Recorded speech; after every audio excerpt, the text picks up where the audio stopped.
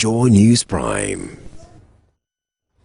This is Joy News Prime. My name is Israel. Coming up, police clash with residents of Old Fadama, Accra's largest slum settlement, over demolition of structures in the community over the weekend. Trade Minister Eko Spiogabra says no law has been broken in arrangement to get destination inspection companies to settle bank switch judgment debt for government contracts.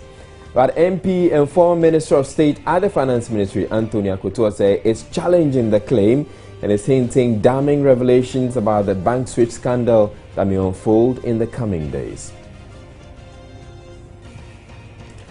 Also in the bulletin, new transport fares take effect. There's business, sports and international news in the 60-minute bulletin, also available across Europe on ABN television. Do stay tuned.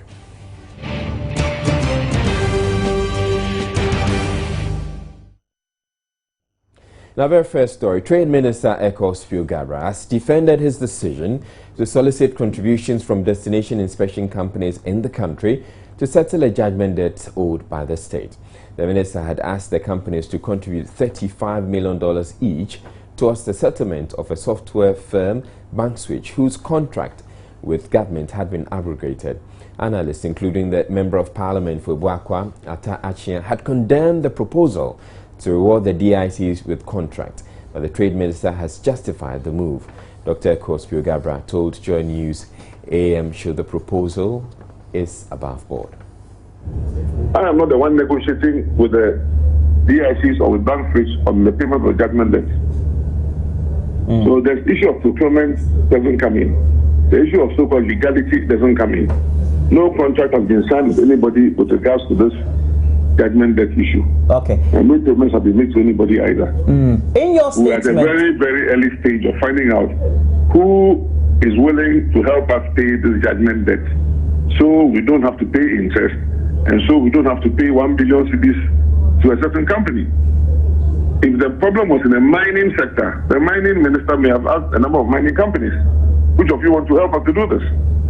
If the problem was in the forestry sector, the Minister of Forestry may have sent it to forestry company. I told you this was a contract with BankSwitch that was signed in the Kufuor administration. And then the Atamil's administration came and cancelled it. So there's no question that there's a political dimension to it. NPP government signs a contract, NDC government comes and cancels it. Then a subsequent NDC government is supposed to pay the judgment debt. So quite clearly, the businessmen who are behind the contract and their political associates will not be happy that actions are being taken by a ministry such as mine to save money for the people of Ghana. There are people who will want us to go and pay this 1 billion cedis to BankSwitch and for them and their friends to share. Well, former Minister of State at the Finance Ministry says that Trade Minister Dr. Eko Spiogabra has broken the procurement law by promising contracts to destination inspection companies if they help raise $35 million each to help defray a judgment debt. Reacting to the justification by Dr. Eko Spiogabra, Dr. Akoto stated it is the responsibility of the Finance Minister, not the Trade Minister, to go around looking for money to fulfill a government obligation. He said the minister should tread cautiously because the same BankSwitch scandal led to the death of the late President John Evans Atta Mills.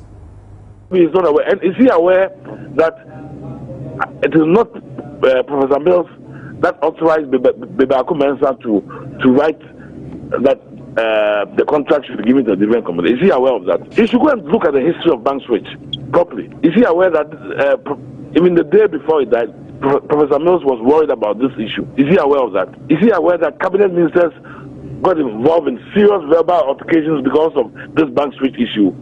Go ask Honorable Hanutate and Fifi Kwete for what happened at the cabinet meeting. You can also talk to Dr. Kwabena Dufour, who received a letter that he had not even responded to and the contract was given. Is Spiogabra aware of all these details? Please, he's my senior. He shouldn't talk like a Team C player. I beg him. He writes in his official press statement that he is saving the country from the evil plot by some businessmen and politicians to rape the country's treasury. Tell him he's being cheap for a Team A player. That's cheap politics. And he should be careful because he's breaking laws. Tell him he should be careful what he speaks about. If he wants to do politics with something that has caused somebody's death, he should be very careful. What did this cause somebody's death? Go and ask them. What was the good Professor Mills worried about the day before he died? Go and ask them. That Professor Mills died because of his worry about this? Yes, go and ask them. Go and ask Martin Newman, the chief of staff, the people who knew about this issue. Go and ask them. If they want the body of Professor Mills to come back, they should go ahead and talk cheap politics. Was his concern that some of the people in his administration were complicit? He never authorized the letter which purported that he had given the contract to somebody else. He never authorized it. In other words, Bank Switch was a recognized winner of that contract. The late Professor Mills ordered that Bank Switch be given the contract for an additional 3 months for them to be evaluated. In fact, he physically visited their offices at East Airport. Go and check the records. So isn't Gaba part of this government? Is he different from this government? So why is he now saying it's some politicians? Or is he different from the government? The suggestion some have said is that this is a reference to you because you are one of the witnesses to Bank Switch. If I've committed a law, why don't they take me to court? I'm willing to go to court and defend myself. But if they want to engage in cheap politics, it will catch up with them. Because we are going to get to the bottom of why Professor Mills was worried about this issue. How do you intend to do that? Well, that's up to me. Tell Phil Gabriel if he should be ready for these things to come, and his ministry. Is it going to go back to court? Is it going to be a press conference, an expose? What is it? Well, I'm not a journalist. I don't do exposés, please. Or you use your powers in Parliament to raise issues. It's your job to go and ask Phil Gabriel all these questions I've raised. Then I said he's displaying the skills of a Team C player. Unfortunately, he's pushed me to the wall. My senior, under normal circumstances, I would not have talked about him like that. But since he's gone on there, now I can also go public. You know this constant reference that is made, that of course this one was done sadly, that Dr. Antonia Kutose was behind all this plot to get this improper contract given to Bank Switch. It has even been said that I was the owner of Bank Switch, so what is new? If you want to know the facts, go and ask Fifi Kwete. Meanwhile, the destination inspection companies have confirmed officially responding positively to the Trade Ministry's request for them to contribute a total of $35 million towards the repayment of a judgment debt in return for contracts. The companies have also confirmed their readiness to make the payment once government spells out the terms of agreement.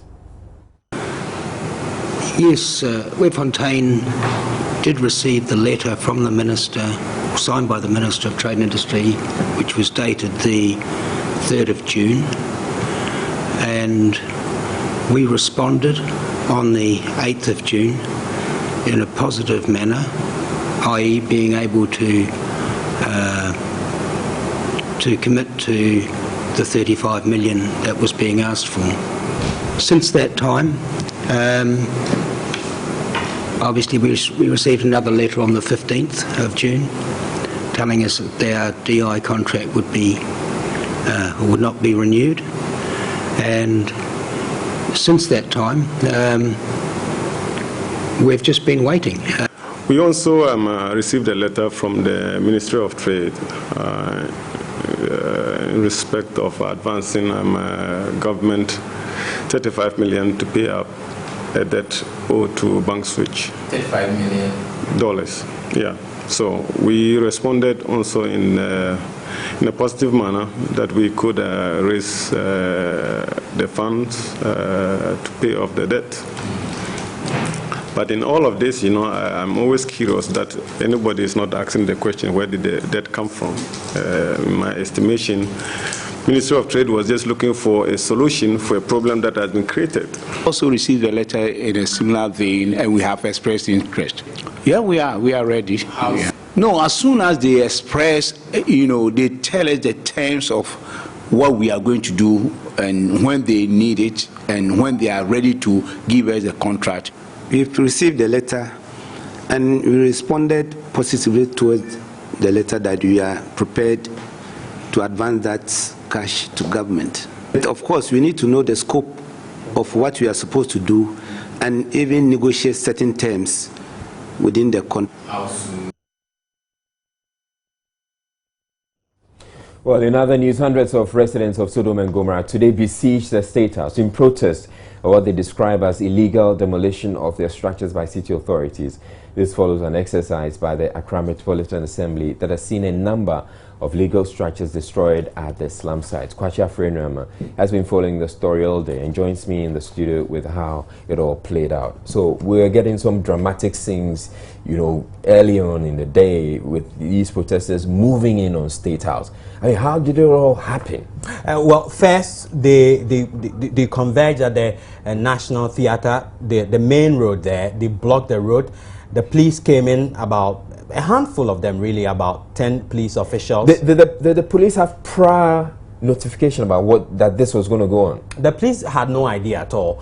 They were taken by surprise. And so this was spontaneous? It was spontaneous, and that's the more reason why the police are telling us now that this interaction by the protesters is illegal. In fact, when after the police dispersed them at the National Theatre where they had blocked the road there, they went straight to the State House. More than 800 of them entered the premises, the forecourt, and demanding that the AMA, among other things, compensates them for demolishing their structures. As you may know, this entire demolition exercise has been ongoing for the past 3 days. There are all indications that city authorities will continue with this as well. We spoke to some of the protesters. They told us exactly what their demands are. As Sodom and Gomorrah and the Irish youth, they are very angry. They are not happy what's happening here. So let's get talking to them. Yes, why are you so angry? We are angry because of the disturbing it take to us. We don't get peace here again, and we are hustling for here. If we don't get hustling for here, but we go still now. So we want peace for here. If not that, we don't go vote NDC. If NDC, we don't want it again. We go kill somebody for here. Okay, so I see. Right, so we'll be going along with them. We'll find out what exactly is causing this whole demonstration here.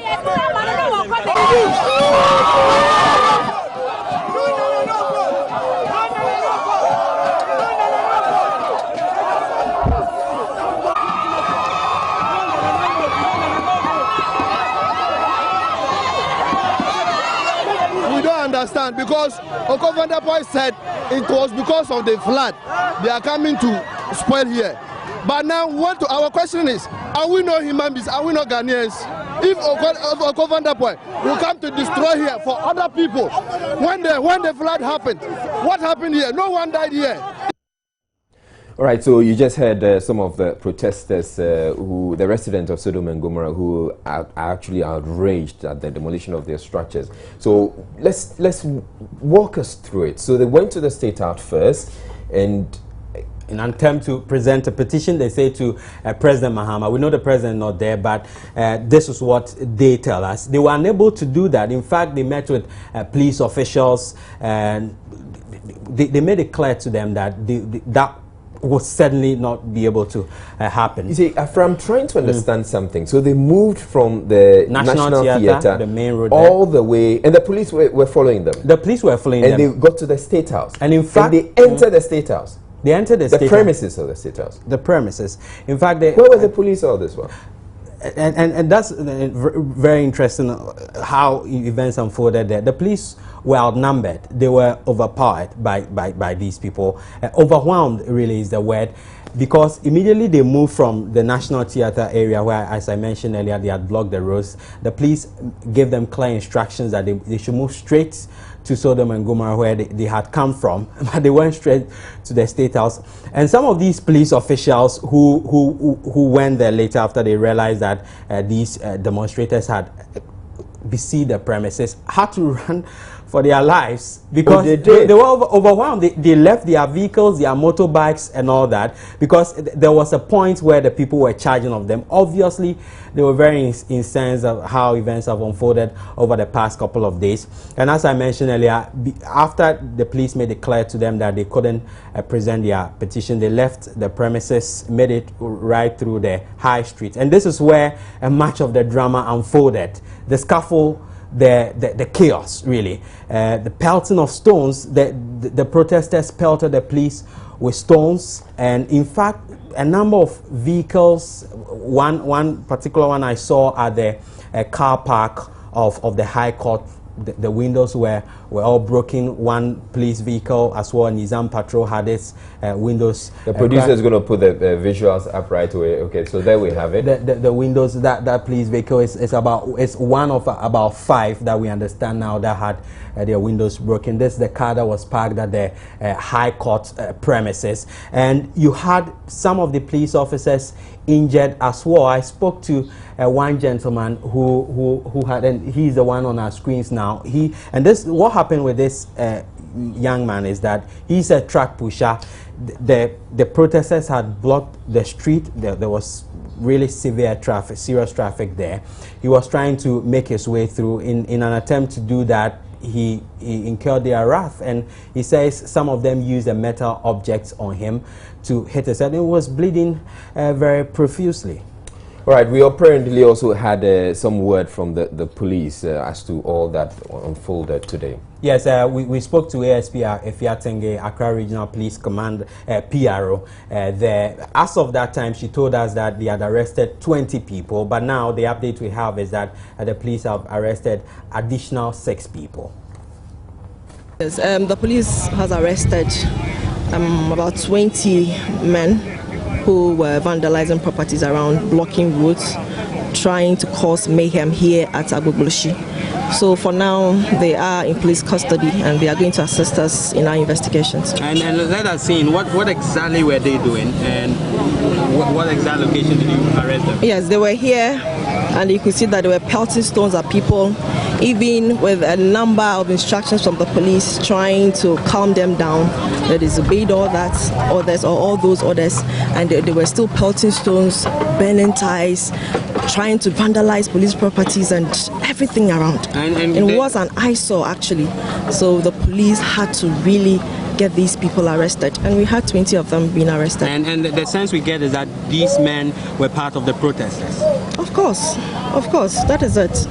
For now, you see, we are causing a lot of mayhem here, and looking at what has been, the development so far from the morning to this time, even with the police presence, with the verbal commands and what have you, these people disregarded all this, and they were continuing in the process of trying to, destroy properties and the rest. We can't look on for that to happen. For public control, you can not predict anything could happen, so we were ready for them, and we even had to fire tear gas, looking at the stones and the objects and anything they could lay hands on. Even some of our police personnel even getting injured in the process, and our vehicles also being destroyed. So we had no other alternative than for them to be arrested. And these police officials you talk about who have been injured, about how many of them, how severe are the injuries? I don't know the number now, but I saw a couple of them, with wounds. When you say a couple of them, about how many? About 3 for now. That is after the whole incident, that probably will be able to sit down to assess the situation and count some of these injuries. And how severely were they injured? Oh, I'm not a medical doctor though, but to me, from what I see, some bruises. Yes. That was Kwachi Afre Nyama there speaking to ASP Efiatenge, who is the Accra Region Police PRO. Now, Joy News' Derek Akosam has been to the area to find out how residents are coping with the demolition, and he now joins me in the studio. Good evening to you, Derek. So you're just returning from Old Fadama not too long ago.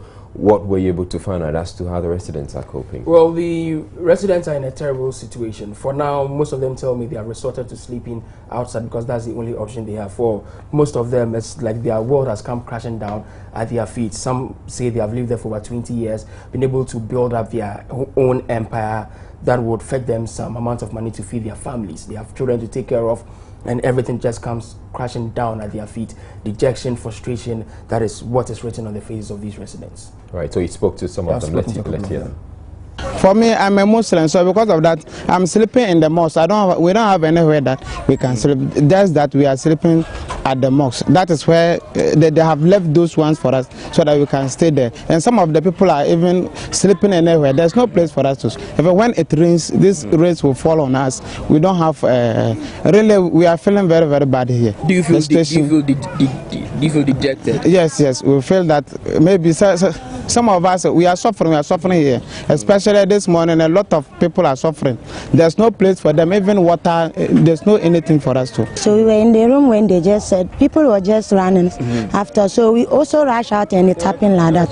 So we couldn't even remove our things. Because of that, even I'm a student. I'm student at Tamale Government Secretariat School.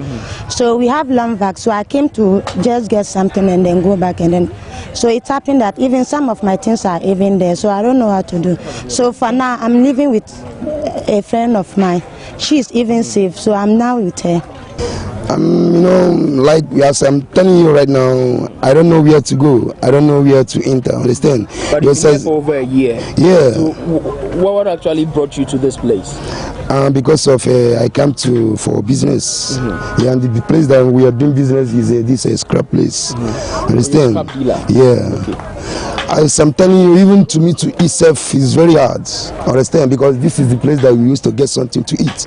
Even there are small kids here. Understand? Some of them is this place. They used to give them food. Understand? These chickens that you see now, but they go, they scatter everything.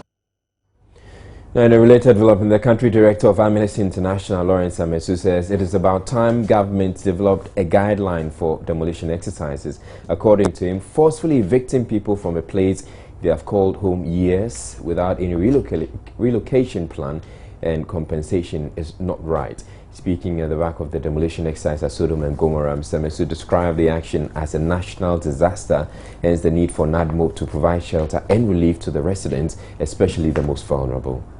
I won't say that AMA has not done anything at all, but we are left with whether there has been a relocation plan or a compensation plan.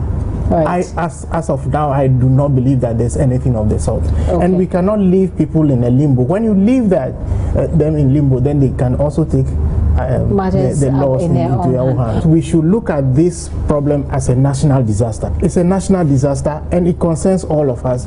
All of us contributed to the problem that we have now. We should look at it as a national disaster and approach it as when there is a disaster, how do we handle it? I suggest that the National Disaster organization come in quickly to provide shelter for people immediately, to provide at least blankets for people to because it was raining heavily when people were moving. Right, you're watching Joy News Prime here on Joy News on Multi TV. We're taking a break. We're back with more stories. Don't go away. Government has started distribution of sandals to school children with a promise that more interventions are being introduced to achieve 100% school enrollment. The first set of sandals were handed out to school children at Adafo in the Greater Accra region, with President Mahama himself involved in the exercise. President Mahama spent time in some schools in Adafo in the Ada East district of the Greater Accra region, distributing sandals to school children. Then what he says is in fulfillment of a promise he made in 2015 State of the Nation's address. President Mahama says the first 10,000 locally made sandals is being distributed as part of many social intervention programs by his government. We've chosen Ada and specifically Ada for RC Primary School to begin the distribution of the school sandals program to vulnerable communities. And just like the other programs we have, that is the school uniforms program, the free exercise books program, the free textbooks program, these are all symbols of the social democratic nature of the government that I lead. We've chosen these social intervention programs so that they can cushion families in vulnerable districts. in order that it reduces the amount of money that the parents have to spend in sending their children to school. And so if the government assists by providing the uniforms, providing the children with the textbooks, providing them with the exercise books, providing them with the school sandals, then it reduces how much money our parents have to take out of their incomes to send all of us to school. And that is why government is investing heavily in these social intervention programs.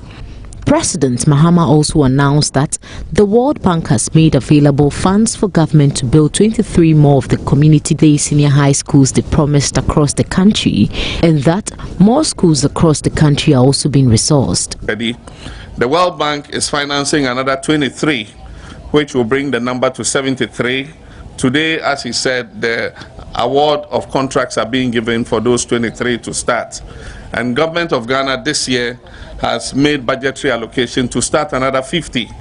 And so the total number that would have either been under construction or about to be constructed will come up to 123 community day schools.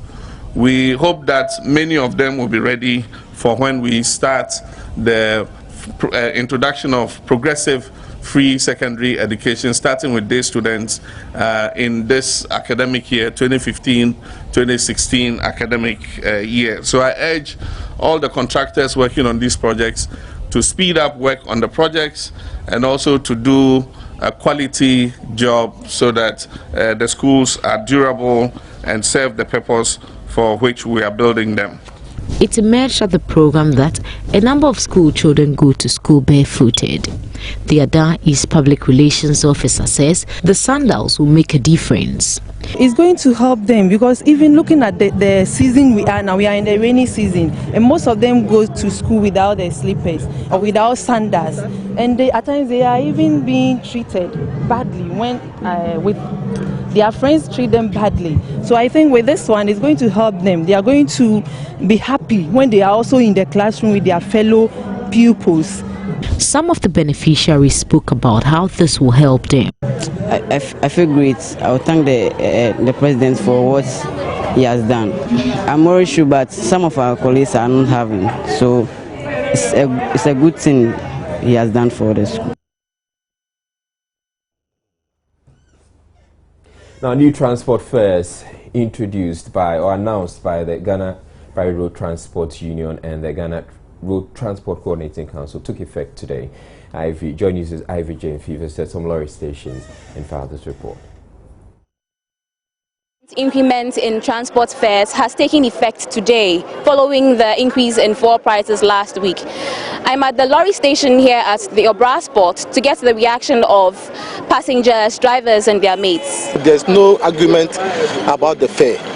We already knew, so we have accepted it. I was coming from Kaswa. Before it was 2 cedi 40 pesos, but now it's 2 cedis 80 pesos. They've added 40 pesos to it. So how is it going to affect you? Oh, it doesn't affect anybody.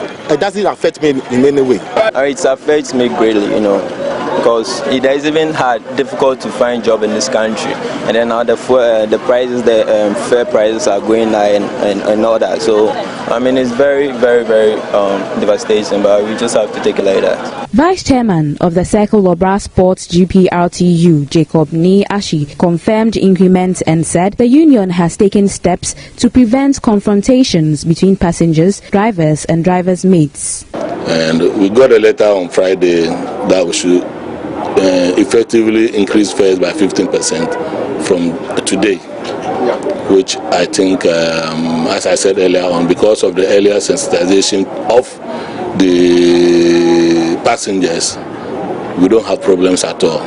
Unlike last year when the increment came, we had so many problems with the passengers.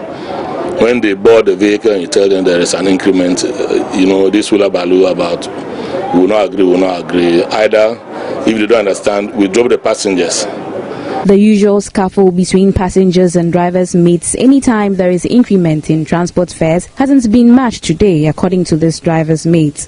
Fair na can't so much there, but first and no money There used to be a misunderstanding between us and the passengers, but it has stopped since the price list was printed out and distributed for us to keep in our cars. However, this driver disagrees. The price list doesn't come with the various destinations, so it is causing arguments, and this is bothering us. The increment comes on the back of a mid-year review of fares by the Ghana Private Road Transport Union, and commuters say they have no option but to pay. Ivy Jemfi reporting for Joy News.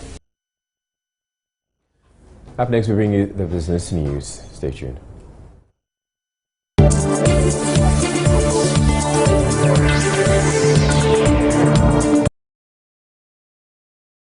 My name is Eton Amse. Welcome to the business segment. The Destination Inspection Companies DICs have refuted allegations that agreeing to support government to defray the judgment debt for future contracts will amount to bribery. The companies have also confirmed their readiness to make the payments once government spells out the terms of agreement. Walter Onyango is a secretary to the Joint Consultative Committee of the Destination Inspection Scheme Companies. What we see beyond reading into anything, because as again the scope of the arrangement has not been defined, what we have done is not provided a commitment. If you're listening, what we have done is to express interest, and that's a very big difference between the two. So when the scope becomes clear, I do believe that all the individual members of the Committee of Destination Inspection Companies would look at it and see whether it is even worth farming up the expression of interest with the commitment. So I think it is a little bit premature right now to attempt to color, what we think is a very candid openness shown by government and assign tags to them. Meanwhile, policy think tank Financial Accountability and Transparency Africa is however advising government to rather consider an upward review of port charges or take a commercial loan to pay off the judgment debt. The executive chairman, Joe Winful, explains to Joy Business the law should also be allowed to take its course to bring persons culpable in the judgment debt to book. I will say that maybe those who caused it could be surcharged up to a point. In order to make good some of these debts. Have you forgotten that we still have these laws causing financial loss to the state and so on and so forth? So we have laws. So we have to apply to that. But the Honorable Minister, I will advise, should sit back because the whole thing doesn't look good. Sit back because at worst we can go for a loan to pay for it and then see how best to recover that. If it means adjusting the inspection cost, which will come from this,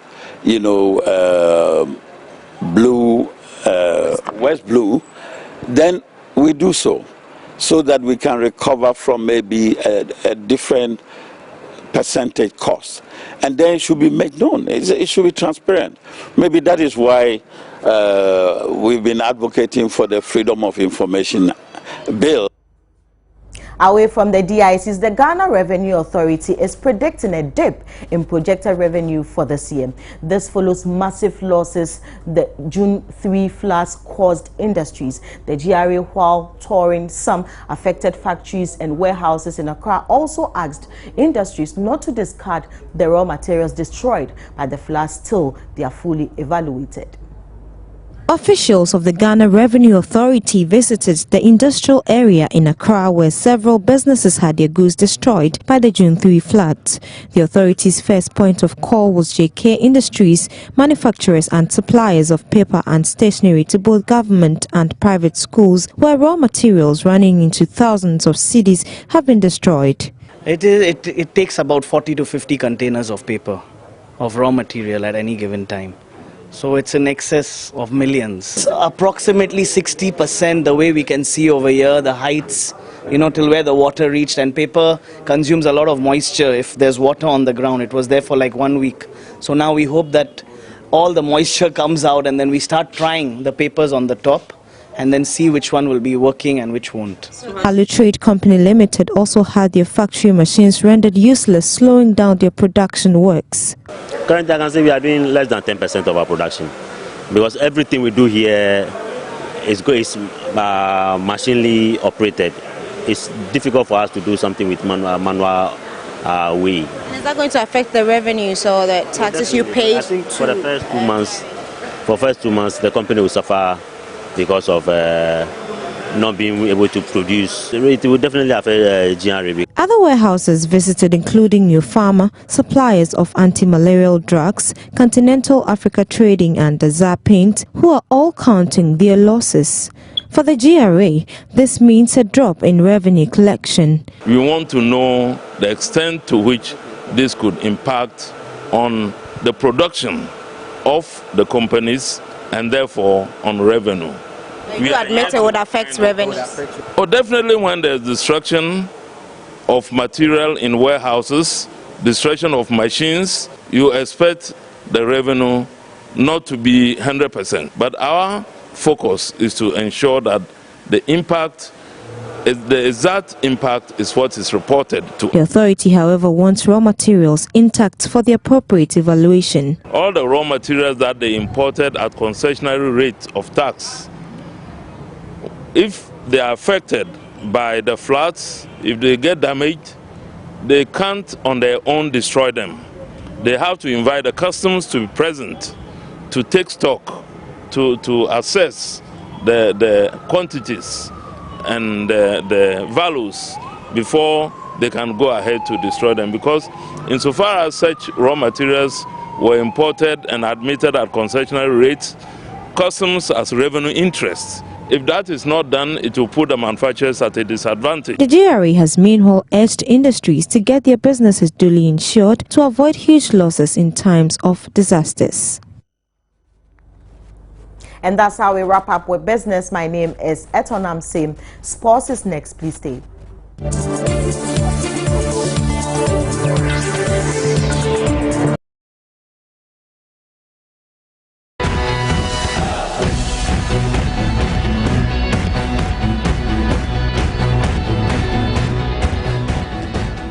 Right, let's do some sports now. And Speaker of Parliament Edward Doe Ajaho says former captain of the Black Stars, Stephen Appiah's leadership skills were dearly missed during the 2014 FIFA World Cup in Brazil. According to him, the level of indiscipline and poor performance exhibited by the Black Stars in Brazil was ample proof there was no unity and discipline among the playing body. In a quick comparison of the performance of the Black Stars at both the 2006 and 2010 World Cups to that of Brazil 2014, Doe Ajaho points to a team that was missing its former captain. These days I'm very careful not to open my mouth too wide. But let me say this. Your absence in Brazil speaks for this. In terms of unity and in terms of discipline. And that was why this house was not happy with the kind level of discipline that was exhibited. And the embarrassment and the disgrace, international disgrace, that was brought upon this country when we went to Brazil. In 2006, we saw the mood of this country. When you qualify the captain of the team, you qualify us to Germany 2006. We saw the mood of this country as the captain, and I had the privilege of watching the opening match with Serbia in Johannesburg in 2010. We saw the discipline. We saw the unity of purpose. We saw commitment, dedication. Meanwhile, Ghana Football Association President Kwesi Nyantakyi has pledged his outfit's support for Stephen Appiah's testimonial match on June 27 at the Accra Stadium. You didn't owe us any such visits. You didn't have to come here to personally invite us. But out of respect that you have for us, you decided to personally visit the offices of the GFA and then make a formal invitation to all of us. So on behalf of all my colleagues here, I want to accept that invitation and to assure you that we'll be coming there in our numbers to support you. Our presence at both the dinner and the match will bear testimony to the high regard we have for you and for the recognition we have for all the contributions you've made to football development in this country. You are one of the best examples of a successful football player that we've had in this country, both on the pitch of field of play and off the field of play. You have demonstrated leadership, which is admirable, and you have shown that you are a role model to many, many young and up-and-coming footballers. For those of us who had the privilege of working with you as administrators, we can say without any fear of contradiction that you were one of the best footballers we had and one of the best captains. Well, let's wrap it all on the international front. And former world record marathon holder Wilson Pasang has backed rival Mo Farah's claims he never took performance-enhancing drugs at any point in his career. Now, Britain's double Olympic champion Mo Farah on Friday released a public statement saying that he had never taken performance-enhancing drugs. A 32-year-old long-distance runner took to social media site Facebook to counter the recent doping allegations against his coach Alberto Salazar. Now, Wilson Pasang believes Mo Farah is innocent. I feel sympathy on what Mo Farah is going through, because if issues are coming out which he himself knows that it's not true, then it hurts most, because I really know that it has taken him a lot. It has costed him a lot of dedication, hard work, investment for him to be where he is now. Mo has been running various races. He has been winning Olympics, World Championships, various track meets, even running in the marathon, and he has been tested all through. But what I want to say is that the IAAF and the doping agency, if they produce results that the athlete is clean, I really want to say that the whole world should trust the results. Well, that's your sports tonight. I'm George Adi Jr. July will join you.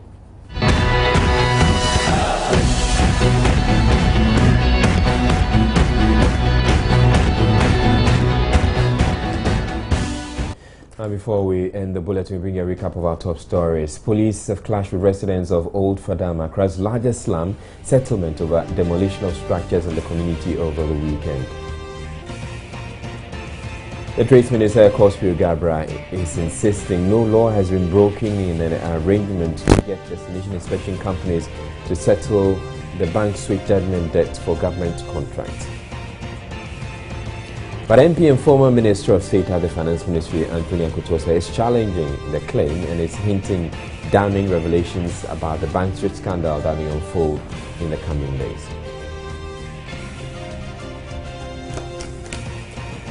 And that'll be all for the bulletin. My name is George Adi. Thank you very much for watching. Have a good evening.